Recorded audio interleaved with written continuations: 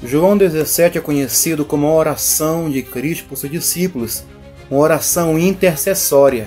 Este capítulo se ergue como um dos cumes mais sublimes da revelação bíblica, porque abre ao leitor as palavras íntimas do Filho dirigido ao Pai, momentos antes da sua paixão e crucificação. Esta oração não é apenas uma súplica comum, mas uma intercessão carregada de amor, missão e eternidade. Jesus não ora por si apenas, mas por aqueles que o Pai lhe deu e por todos os que ainda iriam crer nele.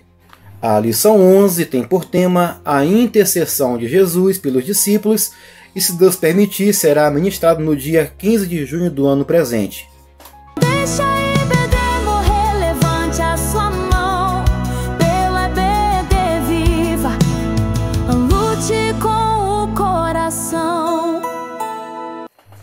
Meus irmãos, mais uma vez, sejam bem-vindos a mais uma aula da EBD, trimestre que tem por tema E o Verbo se fez carne. O nosso amado pastor Elienay Cabral está aqui com este manar do céu, né, para todos nós, irmãos. E a lição de hoje é a 11, que tem por tema, mais uma vez, a intercessão de Jesus pelos discípulos. Ela tem por texto áureo: e a vida eterna é esta, que conheço a ti por único Deus verdadeiro, e a Jesus Cristo a quem enviastes. João 17, versículo 3. Verdade prática: a oração que Jesus fez ao Pai em favor de si próprio, dos seus discípulos e da sua igreja, ressoa ainda nos dias atuais. Irmãos, esta lição possui 3 tópicos que são quais, né? O tópico 1, a oração de Jesus e sua glorificação. O tópico 2, a oração de Jesus pelos discípulos. E o tópico 3 tem por tema a oração de Jesus pelos que viriam a crer. E ambos os tópicos estão, cada um deles, com 3 subtópicos divididos, irmãos. E antes que eu inicie aqui a aula de hoje, né, com o nosso comentário, verdade prática, eu te peço que não esqueçam que aqui embaixo aqui do nosso aqui vídeo, aqui temos aqui os links do Telegram, link do WhatsApp, do Facebook, link do website, link do YouTube, aonde todos eles temos aqui, né, para os irmãos, materiais de maneira gratuita, irmãos. Banners, leitura diária, verdade prática comentada, vários materiais para você de maneira gratuita. É só acessar o nosso WhatsApp, o nosso Telegram, o nosso Facebook, aqui mesmo no YouTube e o nosso website EBD mais Subsídios. E também, acho que eu esqueço, irmãos, né? Não deixe de inscrever no canal, de pegar esta aula, compartilhar para frente, comentar aqui embaixo e curtir, porque isso para nós é coisa boa, irmãos. Quanto mais você escreve, compartilha no canal, passa a aula para frente, para todos nós é muito melhor, né? Todos nós ganhamos com isso, porque aqui a nossa visão é reino, é abençoar sua classe, é te dar materiais didáticos, dinâmicos e teológicos e pedagógicos de maneira profunda, de maneira clara, irmãos, ok? O professor capacitado não deixa a sua EBD morrer, porque ele está buscando cada vez mais conhecimento, buscando cada vez mais, né, materiais com excelência para a sua aula na EBD. E aqui nesse canal temos materiais didáticos, materiais dinâmicos e materiais pedagógicos e teológicos para a tua EBD, e são todos de maneira grátis, irmãos. Toda aqui a aula nossa é com material dinâmico, tá?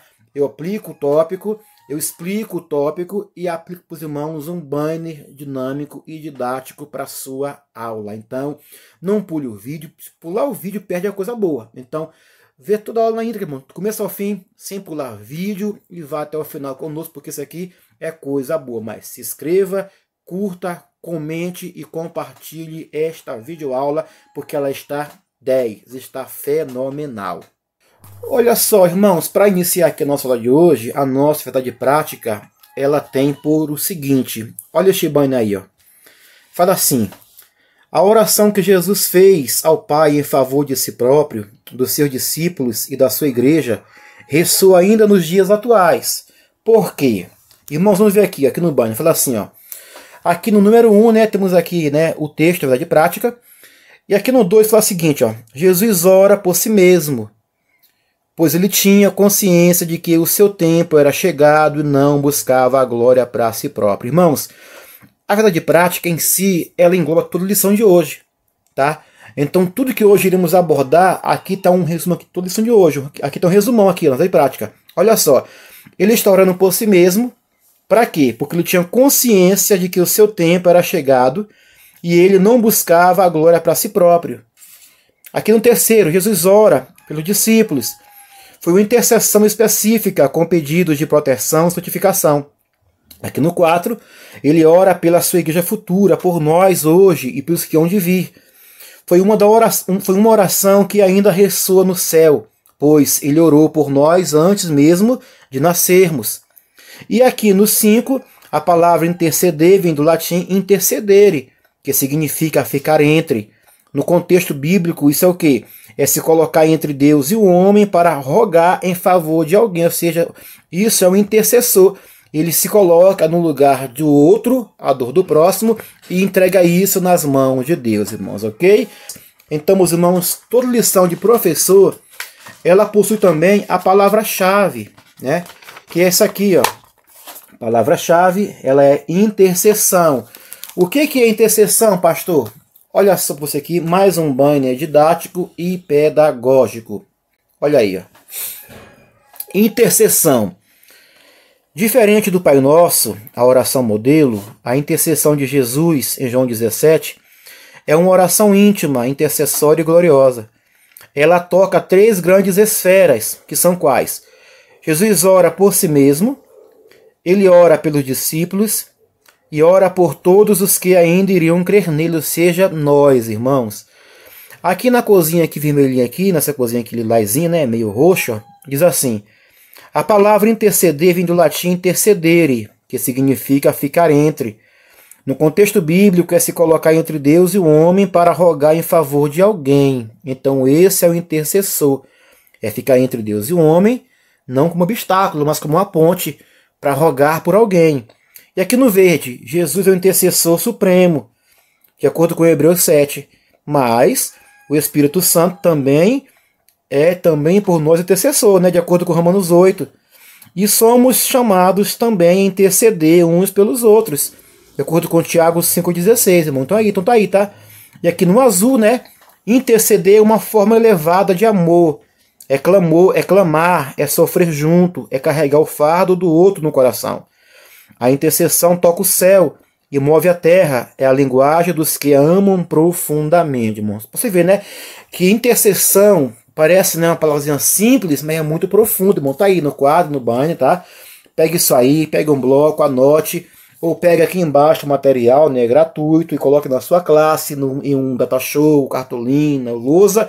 Mas o importante aqui é fazer uma aula dinâmica, não deixar a aula na mesmice. Olha aí, maravilha. Então, meus irmãos, lição 11, ela possui, né, alguns tópicos aí importantes, tá? Eu, como de costume, não irei ler toda a revista hoje, irmão, somente os pontos, né, dela chave. Vamos lá, lição em mãos, professor, e vamos para mais uma aula. Introdução diz assim: na presente lição iremos explorar João 17. Vamos, calma aí, pronto. João 17.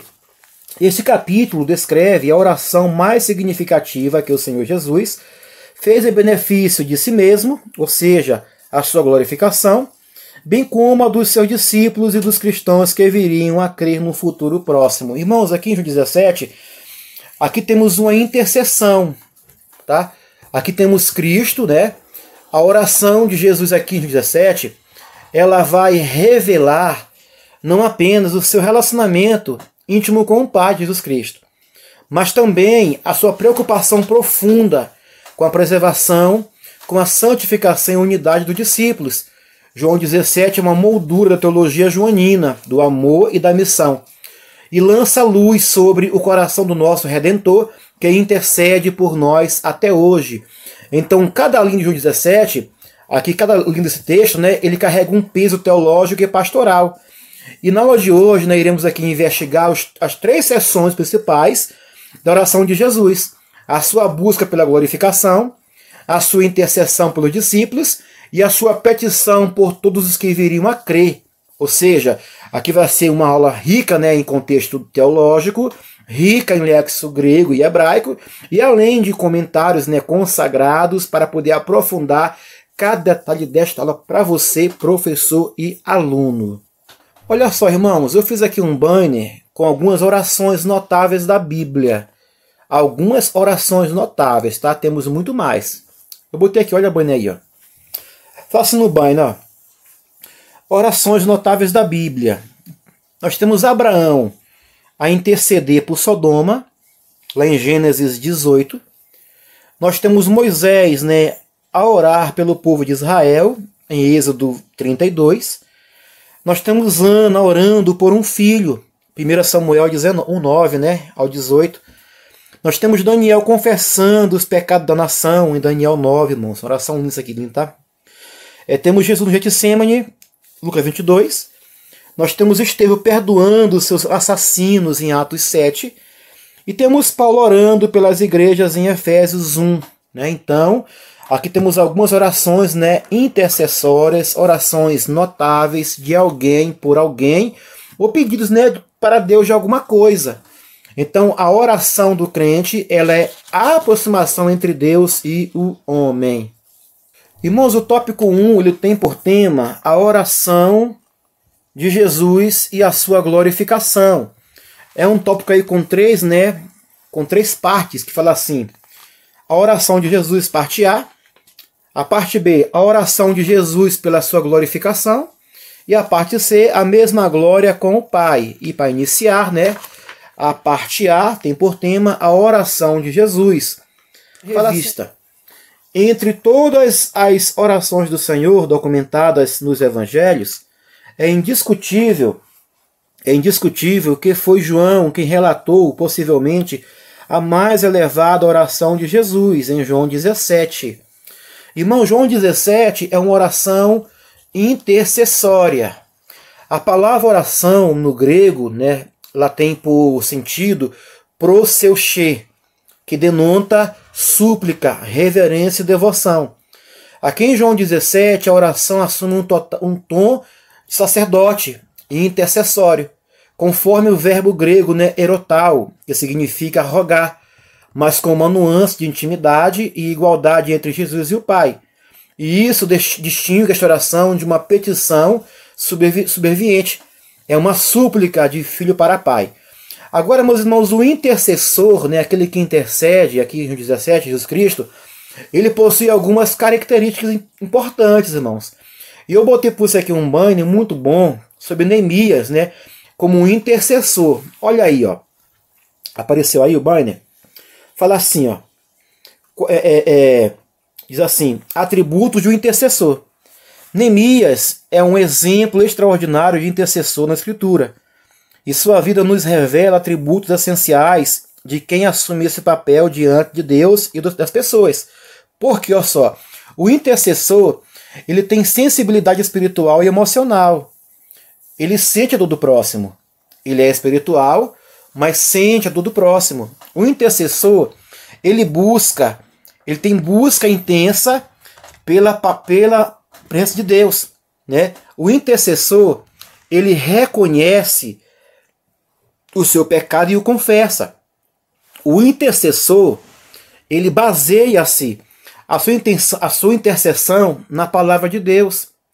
O intercessor, ele tem disponibilidade para ser a resposta da oração de alguém. Irmãos, tem pessoas que estão esperando você para orar por elas. Não é preguiça não, deles não, porque você é chamado para interceder. O intercessor, ele persevera diante das oposições. Você vê que Neemias, mesmo com oposição, ele continuou buscando, orando por resposta de Deus. Então, quanto mais você ora, mais você busca, mais oposição irá ter, irmãos. Então, esses são, né, alguns atributos do intercessor. Para continuar o tópico 1, parte 1, diz assim: no início de João 17, versículo 1, está escrito: Jesus falou essas coisas. Essa frase remete ao discurso do Senhor sobre a vinda do Espírito como Consolador, conforme estudado anteriormente em João 16. Então, meu irmão, a oração intercessória bíblica, ela tem raízes profundas no Antigo Testamento, porque o termo hebraico paga tem o sentido de interceder, encontrar-se com alguém, rogar, sendo usado para descrever intercessões como a de Abraão por Sodoma. Então aqui Jesus Cristo, ele vai se colocar aqui como um intercessor, aquele que busca pelos discípulos, aquele que roga pela sua igreja, aquele que roga por nós também hoje aqui no futuro. Olha só, quando Cristo ora, a sua oração, ela tem implicações teológicas, que são quais? Olha aí, ó. Fala assim um banner. A oração de Jesus, né, essa sacerdotal, ela é uma janela aberta para o coração de Jesus e para o plano eterno de Deus. Ela revela a glória divina, confirma a segurança da salvação, estabelece a santidade e propõe a unidade, nos projeta para a eternidade. Porque, olha só, primeiro, essa oração, ela tem unidade entre Jesus e o Pai. Segundo, esta oração, ela tem eficácia de obra redentora. Terceiro, esta oração, ela mostra, né, a santificação pela verdade. Quarto, esta oração, ela nos mostra a unidade dos crentes. Esta oração, em quinto lugar, nos mostra a esperança escatológica, ou seja, ele está orando por bem, algo futuro, por nós, por a igreja e pelos que ainda hão de vir. Então, uma oração que envolve unidade, que envolve redenção, santificação, envolve unidade e envolve esperança. Ok, meus irmãos, viu o banner aí? Muito bom esse banner, né, irmão? Então, todo o nosso material ele é assim, né? É uma aula didática, aula dinâmica, com materiais, né, com teológicos, materiais pedagógicos para a sua escola dominical, irmãos, não morrer. Quando o professor estagna, quando o professor não traz uma aula dinâmica com recursos audiovisuais, uma aula com novidades, a EBD vai estagnar e vai morrer. Então não deixe a sua EBD morrer, pelo amor de Deus, professor. Você é o centro desse projeto nosso. Não deixe a EBD morrer, porque professor capacitado, ele entende que ele tem que melhorar cada vez mais a sua aula. Vamos lá? Tópico 1, parte 2, a oração de Jesus pela sua glorificação. Na oração de Jesus pedindo por sua glorificação, havia um significado espiritual mais profundo, que não se tratava de um ato egoísta. Como já abordamos, ele estava plenamente ciente do seu ministério e, portanto, da finalidade da sua missão na terra.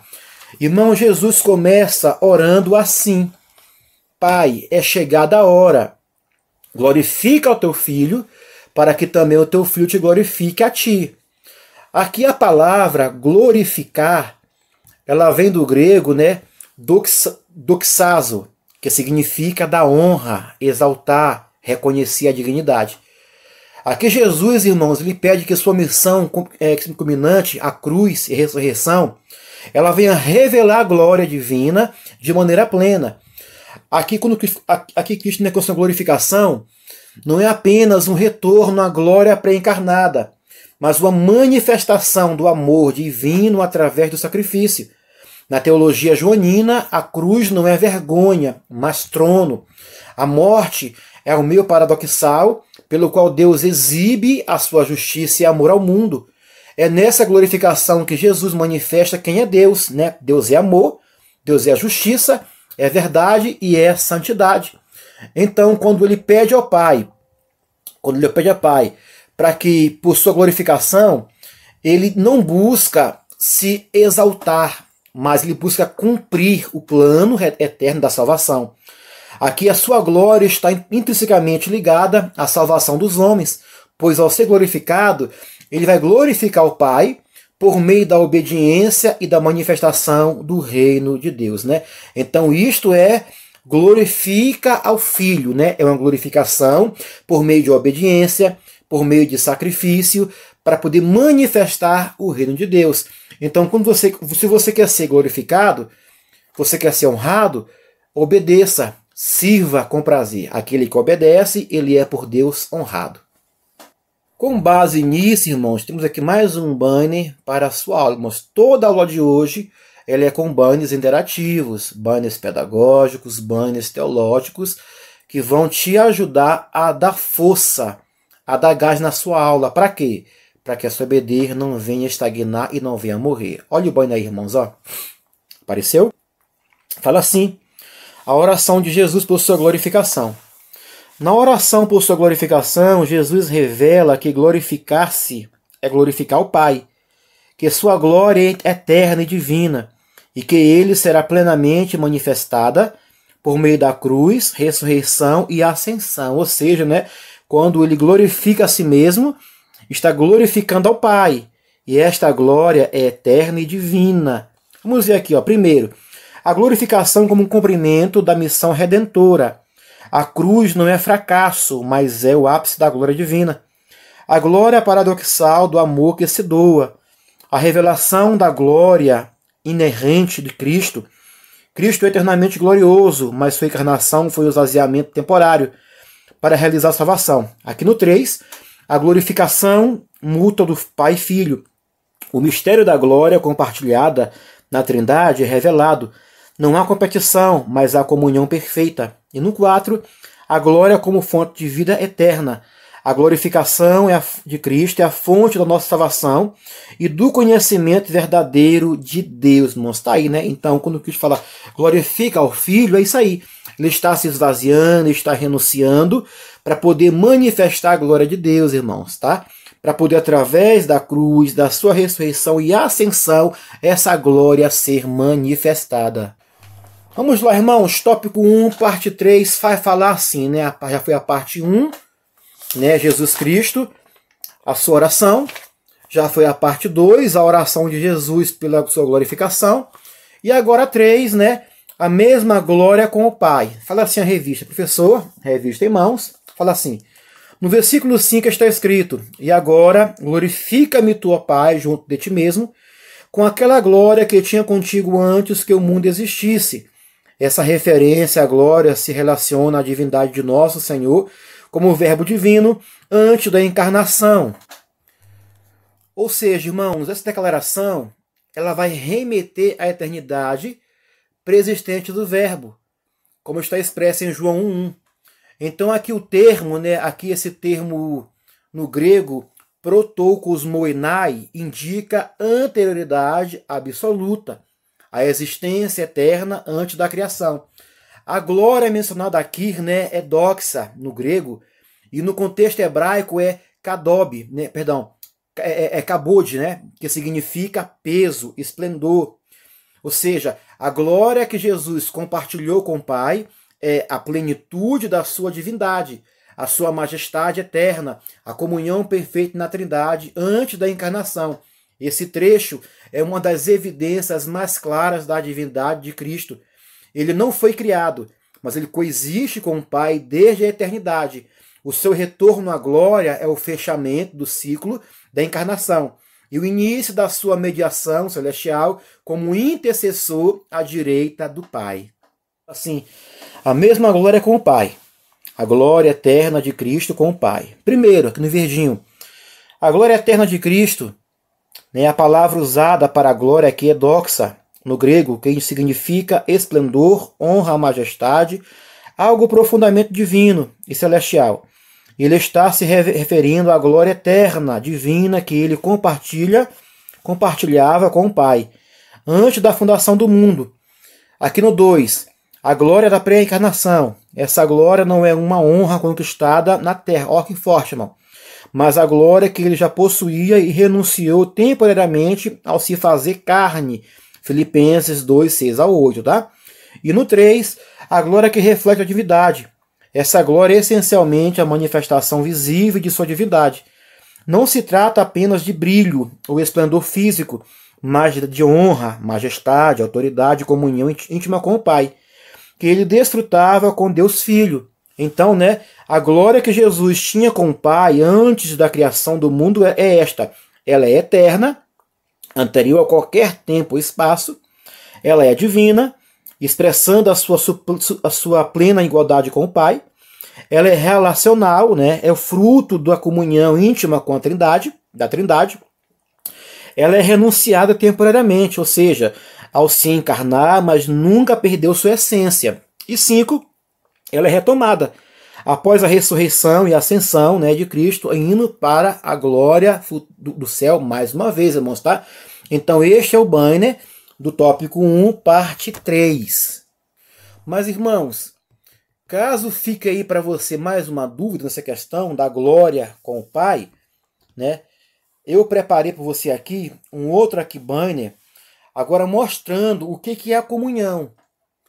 Quando Cristo fala que tem glória com o Pai, essa comunhão de glória com o Pai, né? Uma comunhão do Filho com o Pai. E também nós temos que ter comunhão com o Pai, comunhão com Deus. De que maneira? Olha só. Olha o banner aí, ó. Vocês põem aqui. Apareceu? A mesma glória com o Pai, né? Oração para uma vida de comunhão com o Pai. Diz assim, ó. Primeiro, essa comunhão, né? Ela é relacionamento com Deus. Só iremos nos relacionar intimamente com alguém a quem conhecemos de modo profundo. Oséias, né, 6. Conhecemos e prossigamos em conhecer o Senhor. Então, quando eu estou orando, eu estou tendo comunhão com Deus. Eu não vou conseguir, né, ter com Deus um relacionamento se eu não falar com Ele. Aqui no 2, ó, meditação e prática da palavra de Deus. A melhor maneira de conhecer o Pai e a sua vontade para seus filhos e meditar em sua santa palavra. A lei do Senhor é capaz de ensinar, redaguir, corrigir, instruir e produz alegria. Então, quando eu leio a Bíblia Sagrada, eu estou tendo uma comunhão com o Pai. Tá? Aqui no 3, uma vida que glorifique a Deus. O homem foi criado para glorificar a Deus. Jesus, enquanto esteve aqui na terra, viveu para glorificar o Pai em todos os seus atos. Aqui no texto, ó, agora glorifica-me tu, ó Pai, junto de ti mesmo, com aquela glória que eu tinha contigo antes que o mundo existisse.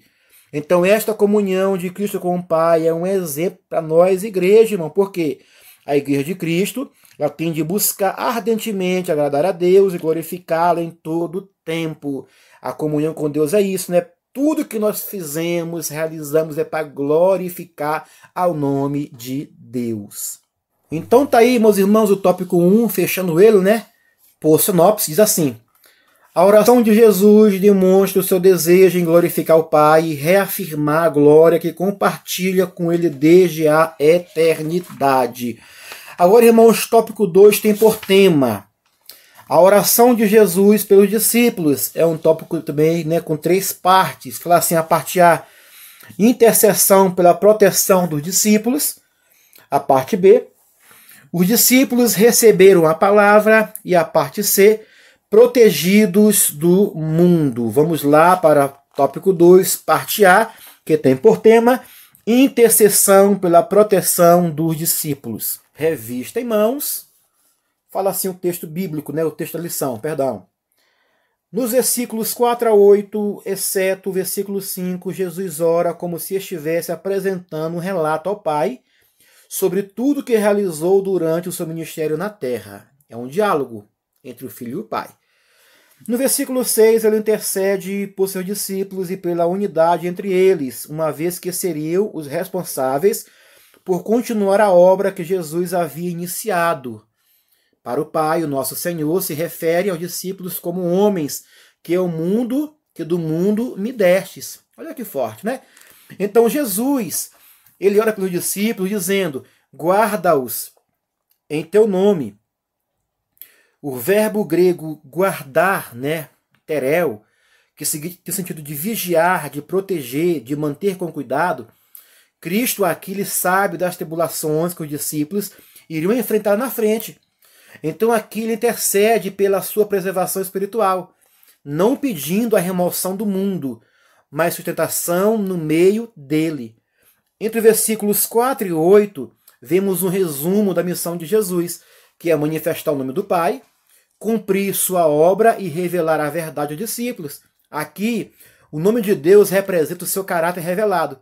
Então Jesus aqui ele afirma que os discípulos, né, guardaram a tua palavra, isto é, receberam com fé a revelação divina encarnada do Verbo. Então aqui, irmãos, a proteção de Jesus, né, aquilo que ele pede para os discípulos, ela é tanta contra o mal externo, o mal de volta, contra a apostasia nossa interna, o que é em nosso coração. Aqui não se trata, irmãos, de um isolamento, não, né? mas sim de imunidade espiritual. Ele ora para que eles permaneçam fiéis e unidos, como testemunhas da verdade em um mundo hostil. Olha só, irmãos, aqui por mais um banner. Irmãos, é importante não pular esta aula. Por quê? Quando se pula a aula, se perde coisas preciosas. Se perde, banners, se perde textos bíblicos importantes para a tua aula, professor. Então, olha o banner aí. Ó. Apareceu? Vou falar assim aqui o banner nesse momento. Ó. A oração sacerdotal de Jesus em favor dos discípulos. Ao orar pelos discípulos, Jesus pede ao Pai para que eles o conheçam intimamente e a sua palavra. Jesus ora para que Deus os preserve do mundo, da apostasia de Satanás, do mal e das falsas doutrinas. Ele ora para que tenham continuamente a alegria de Cristo, irmãos. Que forte isso aqui, né? Ele ora para que eles sejam santos em pensamentos, ações e caráter. Essa oração contém pedidos de unidade, de evangelismo pessoal, de perseverança na fé e para a permanência constante no amor e na presença de Deus, irmão. Então a oração dele, pelos discípulos, ela é intercessória, porque ela tem tudo isso aqui, nela envolvido. E aqui, irmãos, nesse outro aqui, banner, que eu botei para você ver aqui, a intercessão pela proteção dos discípulos. Mas antes que eu pegue para você aqui o banner, do tópico 1, parte A, mais uma vez, inscreva no canal, compartilhe esta aula, comente aqui embaixo e tenha acesso a materiais que vão dar para a tua aula um enriquecimento profundo, em questão pedagógica e em questão teológica, irmãos. Professor capacitado não deixa a escola dominical morrer, porque ele busca inovar, ele busca se reciclar cada vez mais, e esse é o nosso intuito, trazer para vocês aqui nossos vídeos, materiais que vão te capacitar, que vão te dar, te dar meios para dar a sua aula de maneira pedagógica e teológica, porque não adianta conhecer Bíblia e não ter uma boa pedagogia de aula, não adianta. Uma coisa leva a outra, o ensinamento é pedagógico e também é teológico. Maravilha? Então, para você um banner de graça, aqui um link aqui embaixo, link do Facebook, link do WhatsApp, link do YouTube, link do Instagram e link do nosso website EBD mais subsídios. Olha este banner para você, professor. Banner profundo em questão teológica. Está aí. Ó. A intercessão pela proteção dos discípulos. A oração de Jesus em João 17 é um dos momentos mais profundos e íntimos registrados na Escritura. No tocante à proteção dos discípulos, há vários elementos fortes e belíssimos que revelam o cuidado de Jesus por aqueles que o seguiram, E por extensão, todos os que iriam ainda crer nele, nós, irmãos. Então, quando ele ora por proteção, ele ora por quê? Aqui no 1, proteção pelo nome de Deus. Ser guardado no meu nome significa permanecer na aliança com o Pai. Quem tem aliança com o Pai está guardado. 2. Proteção do maligno. Ele não pede evasão, ele não pede fuga, mas pede blindagem espiritual. 3. Santificação como forma de proteção. Santidade é um escudo, irmãos, contra o pecado. Quem se separa do pecado está sendo coberto por esse escudo. 4. Unidade como proteção contra divisões e escândalos. O amor é uma muralha espiritual, irmão. A igreja unida, ela está blindada, está protegida. E 5, missão como blindagem contra estagnação. Jesus os protege ao dar-lhes uma missão clara, um chamado. Então, o nosso chamado, o nosso ID, é uma blindagem, irmãos. Também é proteção, para nós não estagnarmos. Crente estagnado não vai para lugar nenhum. Mas crente em ação, crente ativo, ele põe o seu chamado em prática. Maravilha, irmãos. Viu aí, irmãos, esses 2 banners, muito profundo, muito pedagógico. É para você, professor, tá? De graça aí nosso canal, tá bom? Só peço o quê? Inscreva no canal, compartilhe esta aula, comente aqui embaixo e deixe seu like. Vamos lá, tópico 2, parte 2. Os discípulos receberam a palavra. Apesar de, em certas ocasiões, os discípulos terem encontrado dificuldades para compreender completamente o ensinamento de Jesus, as suas recordações foram revivadas pelo Espírito Santo quando receberam o poder no dia de Pentecostes, permitindo-lhes assim entender e difundir o que aprenderam com o Mestre em Atos 2,14. No versículo 6, Jesus referiu-se ao Pai, afirmando que os seus discípulos mantiveram a mensagem recebida e guardaram a tua palavra. Olha só, Jesus reconhece. Ele fala assim, as palavras que me destes, deles e eles a receberam. No versículo 8, né? Então o verbo grego labanor, né, usado para receber, implica aceitação ativa, apropriação. Eles não apenas ouviram, mas creram. Eles acolheram a palavra e viveram a palavra do reino. A palavra de Deus, irmãos, no contexto hebraico, né, o dabar, que não é apenas um som ou informação, mas é ação criadora e reveladora. Receber o dabar, né, a palavra, é participar do mover de Deus na história. Os discípulos experimentaram isso ao submeter-se à autoridade de Cristo e testemunhar seus sinais e ensino. Então aqui Jesus, né, ele se alegra não apenas pelo entendimento intelectual dos discípulos, mas pela fé que os ligou ao Pai. Eles compreenderam que Jesus viera do Pai e creram na missão divina. E isso os selou como verdadeiros seguidores e os distinguiu do mundo. Olha que forte, ó. E guardaram a tua palavra, irmãos. Ao vivermos na palavra de Deus, aceitando e obedecendo o ensinamento de Cristo, podemos testemunhar o Evangelho com credibilidade. Aqui neste banho eu coloquei assim. Os discípulos receberam a palavra. Efeitos práticos de receber a palavra. Irmãos, talvez aqui vai ter algum errozinho que está aqui no banho de digitação, tá? Mas depois eu corrijo eles para colocar para os irmãos lá no Telegram, no WhatsApp. Tá bom? Vamos ver aqui, ó. Guardar e receber a palavra, em João 17, não é um mero assentimento intelectual, mas uma entrega de coração e de vontade. Vamos explorar os efeitos práticos disso na vida dos discípulos da igreja. Primeiro, quando eu guardo a palavra, eu me separo do mundo. É santidade. Em Efésios 5,26 diz que Cristo santifica a igreja como? Pela lavagem da água e da palavra. Segundo, quando eu guardo a palavra, é uma resistência à perseguição. Quem guarda a palavra terá coragem para nadar contra a maré. Vai suportar zombarias, rejeições e até ataques, mas com firmeza, sem ceder. E terceiro, quem guarda a palavra, né, está fundamentando a sua fé. Por quê? Guardar a palavra é como construir a casa sobre a rocha. A palavra recebida não é só escudo, é obedecida. Isso dá estabilidade. E quarto, quem guarda a palavra frutifica. E tem missão, né? Porque, olha só, a igreja que vive a palavra não é espectadora. Ela é ativa na missão. Ela evangeliza, ela ensina, ela consola, exorta. Os discípulos não guardaram a palavra em cofres, mas espalharam como sementes no mundo inteiro. Então, receber a palavra e guardar a palavra não é só um ato de fé. É um rompimento com o velho eu. É plantar raízes no solo de Deus. É resistir à correnteza com olhos fixos nos céus. É ser luz em trevas, é ser carta viva, é viver para o reino e não para uma vida passiva. Então tá aí, meus irmãos, tá aí, né? Isso é receber e guardar a palavra. Não é só receber, é pôr no coração. Muitos têm ouvido, mas não têm praticado, tá? E aqui no tópico 2, fala assim, parte 3, protegidos do mundo. O versículo 14 afirma,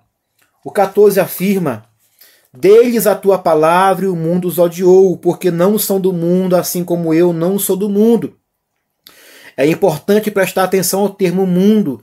Este pode referir-se ao universo criado, ou à humanidade. No entanto, aqui Jesus se refere ao sistema espiritual que quem o governa é Satanás. Então o apóstolo Paulo descreve esse mundo como um governo espiritual maligno. Irmãos, Cristo declara, né? Eu lhes tenho dado a tua palavra e o mundo os odiou. O termo cosmos aqui no grego ele vai se referir à ordem caída da humanidade, em rebelião contra Deus. O mundo representa oposição espiritual e moral, em contraste com a verdade divina revelada em Cristo. Aqui Jesus ora para que os discípulos não sejam tirados do mundo, mas livres do mal. A palavra mal em João 17,15 é ponerou, em grego, que pode ser traduzida como do maligno, indicando não apenas o mal em geral, mas uma força pessoal. Satanás, né? Ou seja, isso mostra que a oração é por proteção espiritual constante e não por fuga.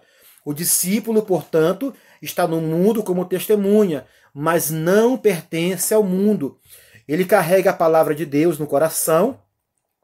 Isso, né, Cristo, né, quando ele ora por discípulos, ele visa capacitá-los a viver como luz em meio às trevas, guardados pela graça. Olha aí, irmãos, aqui no banho, diz assim, aqui no banho, né?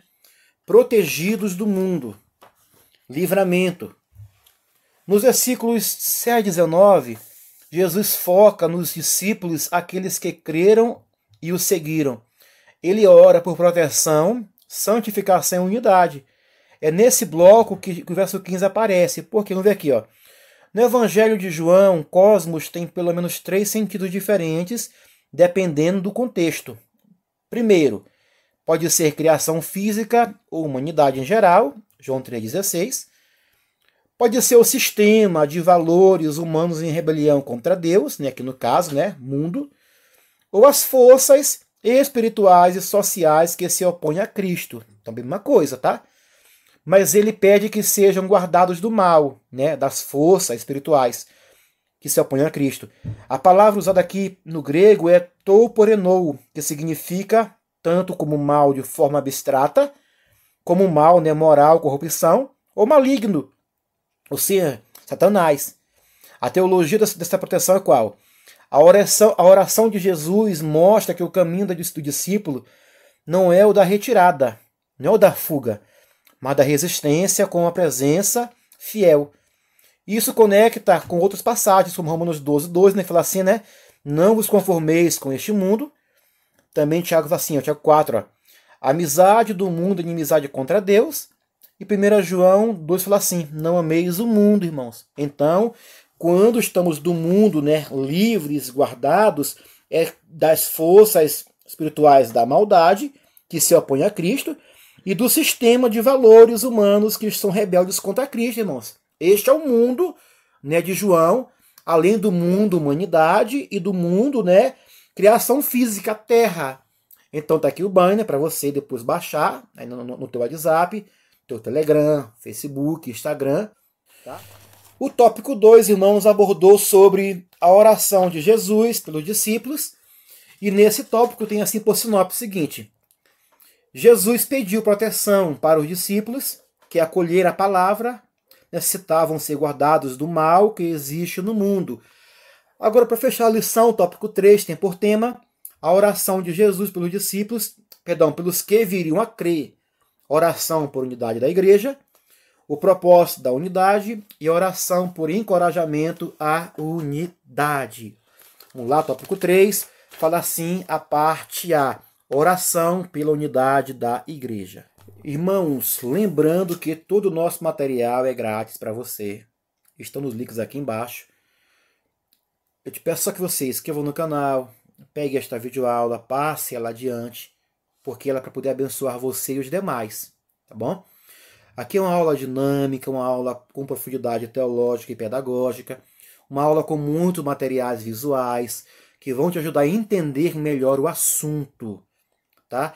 E agora aqui fala assim um tópico 3, a oração de Jesus pelos que viriam a crer. Fala assim a parte A, né? Nesta terceira parte da sua súplica, Jesus pediu pela unidade da igreja. Mais do que uma unidade de natureza eclesiástica ou orgânica, ele intercedeu pela harmonia espiritual do seu povo. O nosso Senhor ansiava por uma união genuína, tal como a que existe entre ele e o Pai, irmãos. Olha só. Então aqui Cristo vai declarar, né, para que todos sejam um, como tu, ó Pai, o és em mim e eu em ti. Aqui, irmão, a palavra grega, né, para essa, aqui para um, ela é, né, ren, que indica a unidade essencial, não uniformidade. A oração de Jesus clama por uma comunhão espiritual que reflita a natureza da Trindade. A unidade da igreja não é apenas organizacional ou denominacional, mas é ontológica. Ela está baseada na verdadeira fé, né? Numa fé de verdade, uma fé comum em Cristo. Então aqui, né, Paulo, ele vai ecoar isso em Efésios 4. Um só corpo, um só Espírito, um só Senhor e uma só fé. Esta unidade, irmãos, é o selo do testemunho eficaz no mundo. A oração de Jesus, aqui em João 17, ela denuncia todo o sectarismo, todo o orgulho espiritual. A unidade da igreja é evidência da presença do amor divino e da veracidade da missão de Jesus. Não é algo opcional, mas é algo essencial ao testemunho do Evangelho. Devemos estar unidos, assim como também a Trindade ela é unida. Eu e o Pai somos um, é um só Deus, um só Senhor, um só batismo, um só Espírito. Olha só, irmãos, como é que é esta unidade na Trindade? A Trindade é nosso modelo perfeito de unidade, irmãos. Os três, né? Deus é um em substância, em essência, em ação, em poder e em glória. E a Trindade trabalha em unidade, tá? Olha aí, ó. Tá vendo aí? A unidade da Trindade. Jesus ora para que a mesma unidade que existe na Trindade seja manifesta também nos discípulos. Por quê? Vamos ver aqui, ó. Número 1. A união perfeita que existe na Trindade é o modelo perfeito da unidade que deve existir na igreja. Tá? Aqui no 2. Em 1 Coríntios 12, do 4 ao 6, a Trindade trabalha em conjunto para a salvação. Trabalha em conjunto. Ninguém puxa a glória para si mesmo. Eles trabalham juntos, tá? Aqui no 3, em Efésios 4:3, é mencionado sobre o Espírito Santo na preservação da unidade cristã. Irmã, muito importante. Pausar o vídeo, copiar isso aqui, tá? E também, né, ler na sua Bíblia. Porque de nada adianta. Eu li aqui o texto bíblico e você não lê em casa. Então a lição, a aula é uma aula prática também, tá? Pause o vídeo aqui nesse instante e veja isso em sua Bíblia. Vamos lá. Ponto 4. Em Efésios 4:13 é mostrada a importância da unidade da fé. Olha que forte, tá? Em 1 João 5:7 vemos a unidade da divindade no céu. E em João 10:30 Jesus menciona a unidade entre ele e o Pai. A igreja deve seguir o modelo da unidade do Espírito e da unidade da Trindade, pois quão bom e quão suave é que os irmãos vivam em união. Irmãos, tá aí, tá? Olha esse banner aí, ó. Pause o vídeo aí no banner, né? Detalhe, pause o vídeo aqui no banner, deixe pausado, pega um papel, caneta e anote cada ponto. Ou melhor, pegue, baixe, aqui embaixo, aqui nos links, baixe esse material todo completo, todos os banners, do 1 ao último, e coloque isso em sua classe. Com data show, com projetor, ou repasse para uma lousa ou cartolina. Porque, meu irmão, isso aqui é muito profundo, tá? Agora a revista, irmãos, aqui no tópico 3, fala assim, parte 2, a parte B, o propósito da unidade. O propósito da unidade de Cristo, espiritual da igreja, perdão, conforme a intercessão do nosso Senhor, é que o mundo crê que tu me enviastes. Assim, a igreja revela essa unidade espiritual com Cristo por pelo menos 4 motivos, que são quais? União essencial dos salvos como membros do corpo de Cristo, união essencial dos salvos promovida pelo conhecimento crescente sobre Jesus, Cristo, e terceiro, união essencial dos salvos no desenvolvimento do fruto do Espírito, e quarto, união essencial dos salvos manifestada na glória como filhos de Deus e detentores da vida eterna. Olha só, irmãos, Cristo ao declarar, né, para que o mundo creia que tu me enviastes, essa unidade da igreja, ela é apologética, ela é viva. O mundo observa a comunhão dos santos e reconhece nela a realidade do Cristo enviado por Deus. O mundo nos observa. A falta de unidade, por outro lado, ela causa escândalo e enfraquece o testemunho. No Antigo Testamento, o povo de Israel era chamado a ser um povo, né, diante de Deus. O Shema Israel, Adonai Echad. Né? Ou seja, a igreja, como um novo povo de Deus, deve espelhar essa unidade teocêntrica. O propósito final é missional e soterológico, que o mundo conheça e creia através da nossa unidade. A unidade é, portanto, uma arma evangelística poderosa. Ela reflete o caráter de Deus e confirma a mensagem do Evangelho. Aonde a divisão, o testemunho se desfaz. Aonde a unidade, o amor, ele é invisível. Irmãos, com base nisso aí, para você mais um material, tá? Material visual aí em sua tela. Tá vendo aí, irmãos, né? O propósito da unidade. Irmãos, todos esses banners estão aqui embaixo, tá? Para você, tá bom? Fala assim, primeiro, essa unidade, né? Ela é o testemunho ao mundo. A unidade tem propósito de quê? Testemunhar ao mundo, para que o mundo creia que tu me enviastes.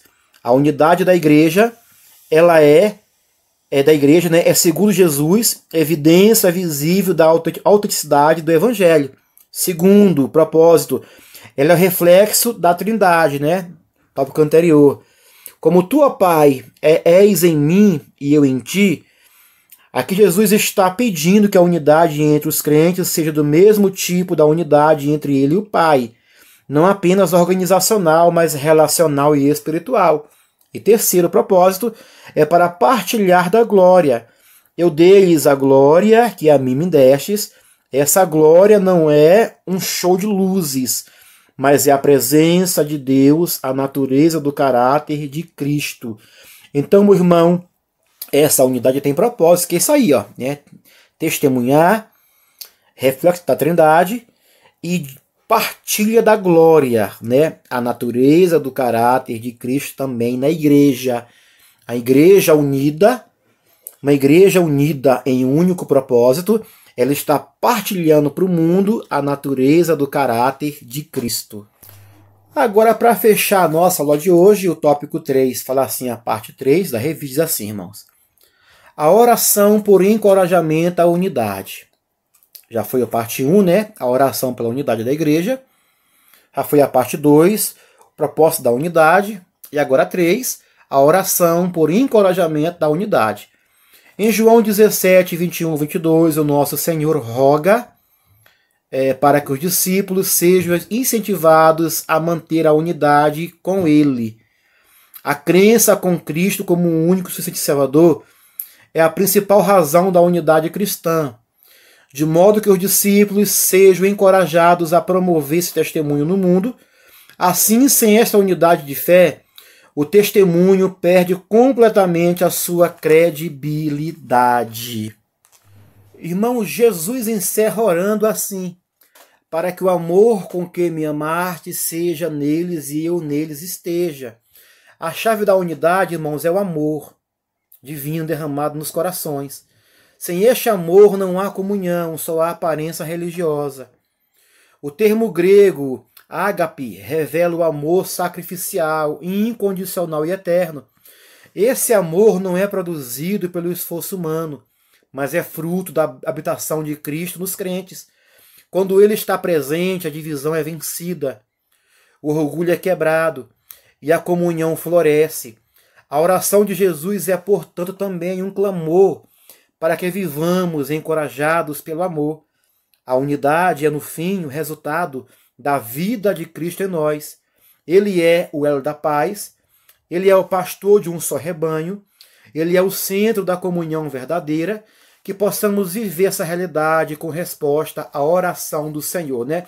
Uma oração por encorajamento à unidade. Olha aí, irmãos, este banner aqui para fechar aqui o nosso aula de hoje. Ele tem por tema a oração, né, por encorajamento à unidade. Olha o banner para isso aí.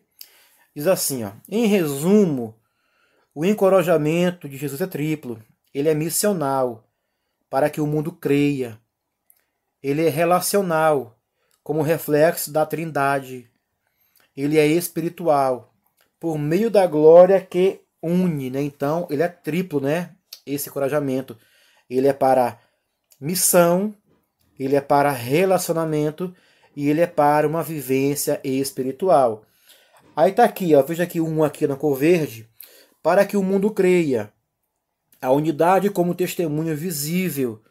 A unidade da igreja serve como prova concreta da veracidade da missão de Cristo. A igreja unida, ela está pregando sem falar.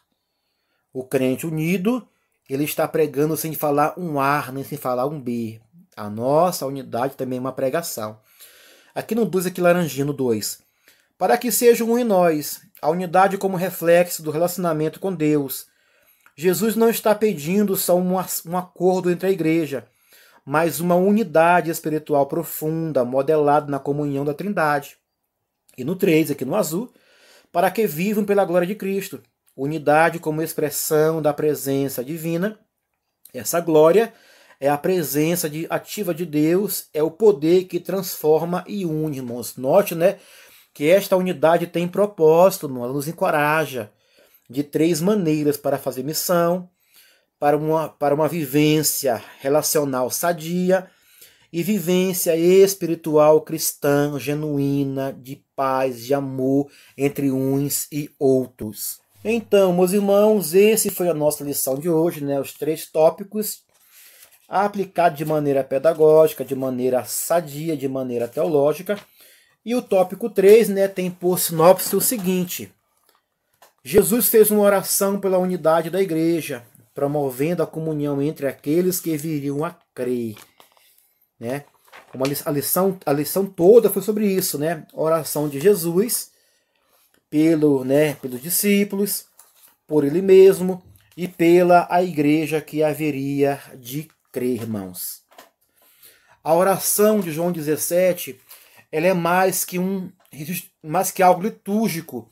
Ela é, né, o testamento do amor do Filho por seus discípulos. Nele vemos o coração pastoral de Cristo, a sua teologia relacional, sua missão de redimir e unir, a sua expectativa escatológica de glória e unidade. Ao interceder por nós, ele revela o valor eterno que temos diante de Deus. Somos desafiados a responder a essa intercessão com santidade, fidelidade e comunhão. A oração de Cristo molda a nossa eclesiologia, o nosso espiritual e a nossa missão. É como eco dessa oração, ainda hoje, ele nos convida a viver na verdade, no amor e na unidade. Irmãos, está aí, né? A lição 11, né? Lição 11 do trimestre presente. Pastor Elienay Cabral foi muito feliz e muito profundo nesse assunto, irmãos. Detalhe, reveja esta aula, reveja cada banner, reveja cada ponto, tome nota e prepare domingo para chegar na sua classe afiado. Professor capacitado não deixa a sua EBD morrer. Ele busca inovar, ele busca novos meios, ele busca novos métodos de aula, porque ele está buscando dar vida para a sua escola dominical, tá? Este é o foco. Não deixe a tua EBD morrer.